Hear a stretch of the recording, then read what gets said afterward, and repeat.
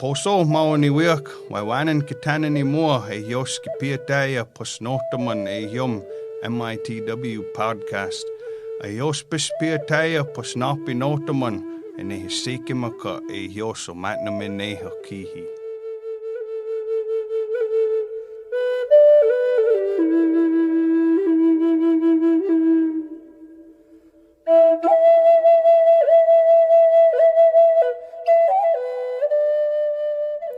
Welcome to the Menominee Indian Tribe of Wisconsin podcast. I'm your host, Sheena Wapus. On this episode, I'm joined by Vaughn Bowles, Public Information Officer for the Menominee Indian Tribe of Wisconsin. I would like to remind everyone we request you send in your COVID-19 related questions to us at podcast@mitw.org. Welcome, Vaughn. Good morning.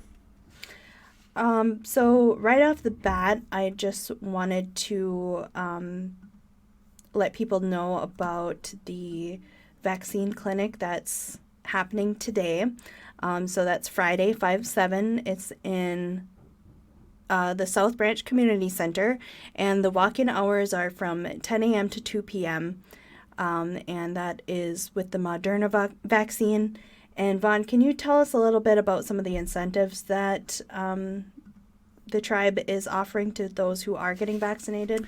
Yeah, the clinic is offering $20 gift cards to those that are receiving their second vaccination in hopes that, you'll be willing and able to come in and get that second vaccine, make yourself fully vaccinated, and kind of protect the community.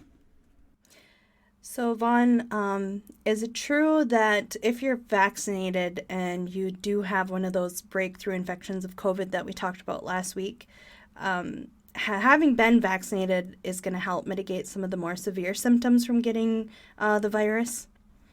Yeah, that's accurate. They've said in the studies that the vaccine, if it prevents and or mitigates severe cases of COVID, and it does a good job of preventing death, is what they also say. So yes, if you get it, it will be a far less painful and upsetting experience for you than if you had not been vaccinated. So we strongly encourage it. Ease your suffering. Make good choices. Don't kiss strangers. All right, so we keep hearing this a lot from people who just don't trust the vaccine. We hear a lot from some news sources saying that their vaccine is responsible for deaths in the U.S., like a lot of deaths. So can you just shed some light on that? So there's a lot of conflicting numbers out there right now as far as deaths caused or tied directly to the vaccines. The best we can give you right now is that there's a sort of approximately 970-ish individuals in the U.S. have died in association with the vaccine, sort of. And here's why I say that. Because VAERS, the site that tracks adverse events with vaccines that the CDC manages, it doesn't detect patterns in cause of death that would indicate safety problems related to the COVID-19 vaccine or any other type of vaccine. That said, it's really unlikely that if you receive the vaccine, you'll die. Even on those numbers, it would be like a 1 in 94,000 chance of you dying from the vaccine. It's the individuals that have received the vaccine and died soon after, the majority of them have been 80 years plus in age. And there are also contributing factors like physical trauma. There was one case where someone was in a car accident, but they just recently received the vaccine. And so they counted that as attributed to the vaccine. Now, if you get hit by a car, that's probably going to kill you a lot faster than a vaccination or, an allergic reaction. So there's a lot of gray area when it comes to counting whether or not it was a death caused by a vaccine, caused by the virus, or whether there were, extenuating circumstances. Overall, it appears to be very safe. They've given out millions, hundreds of millions of doses at this point for both the Moderna and the Pfizer vaccine.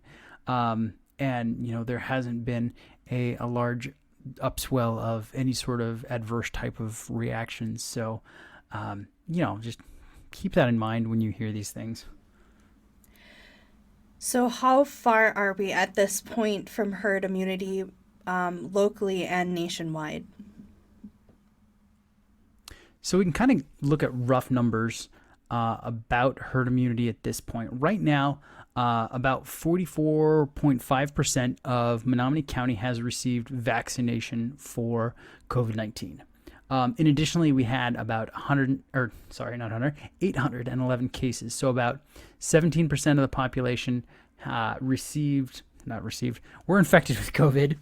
Another 44% received vaccinations. So that puts us roughly around 62% that are immune to COVID just locally in the county. Statewide, it's fairly similar.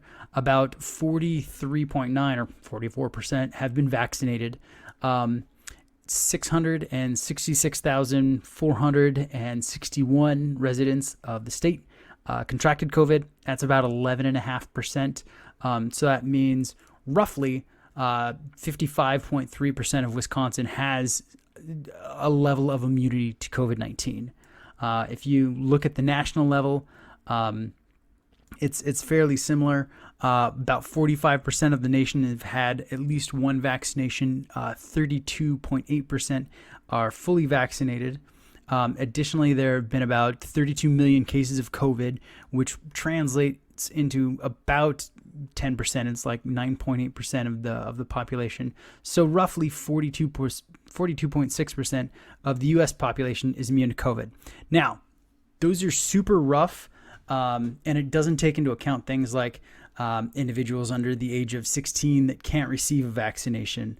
It also doesn't account for the amount of the population that were asymptomatic and may not have received any sort of COVID treatment, but may have antibodies. They've done antibody studies at various locations in states that were hit wide with COVID, and they found that a wider percent of their population, between 35 and 45%, already had antibodies, and that was back in the fall of last year, not that way back.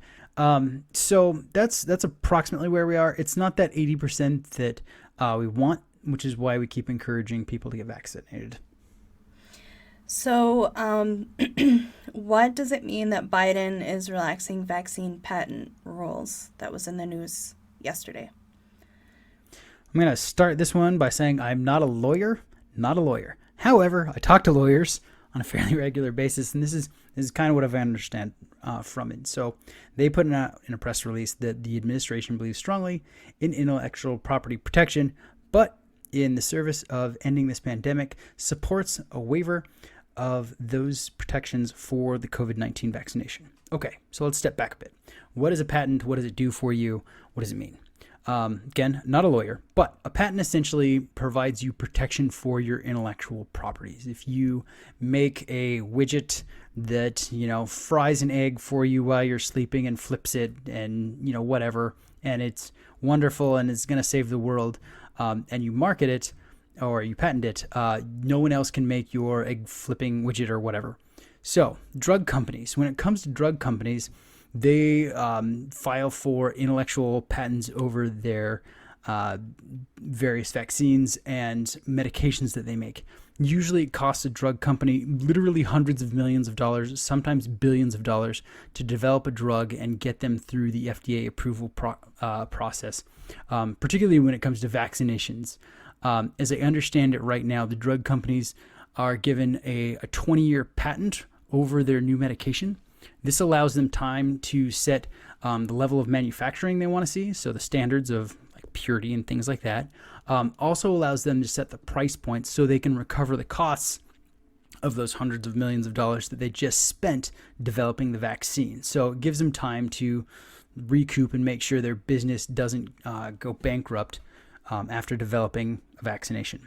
So if the administration suspends the patent, it allows basically anyone globally that has drug manufacturing capabilities access to the design and formulas used for the vaccine, and they can make it without restriction. So this is a two-sided coin. Upside, there could be more vaccine globally across the country, which could be great in places like India or South Africa right now, where they're having huge spikes in COVID. Downside, long term, it could mean that some of these companies go bankrupt or weaken them financially to the point where they wouldn't be able to respond in a similar manner if some other type of crisis came up in the future.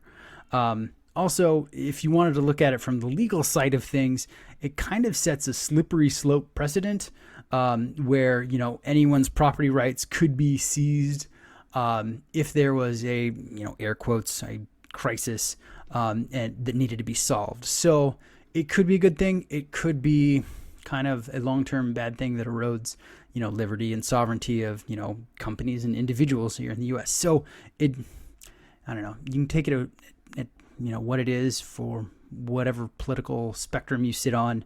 But that's kind of what that means right now.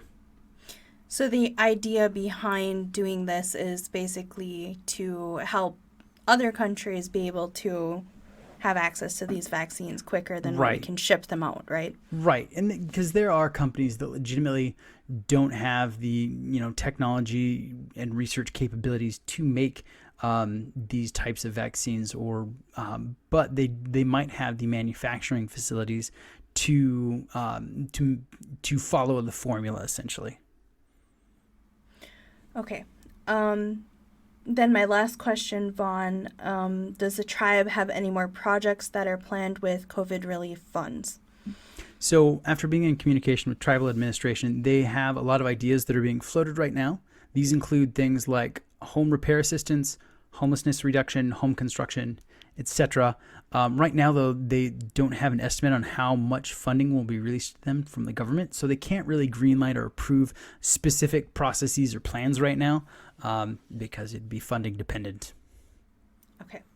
Do you have any final messages for people for the weekend? If you're in the South Branch area and you have not been vaccinated yet, please take advantage of that mobile clinic. If you're not, we still have the clinics taking place at the casino, and we really would want to encourage all of you to have friends, families, and loved ones vaccinated so we can move on past this COVID thing. Well, Waiwanan for listening to the Menominee Indian Tribe of Wisconsin podcast. You can find us on Apple Podcasts, Spotify, and Stitcher. You can also listen to the podcast on menominee-nsn.gov under the Community tab. Keep up to date by following us on Facebook at MITW Podcast. We do weekly updates with Vaughn. Welcome any community questions you have regarding COVID-19, so please send those to us at podcast@mitw.org.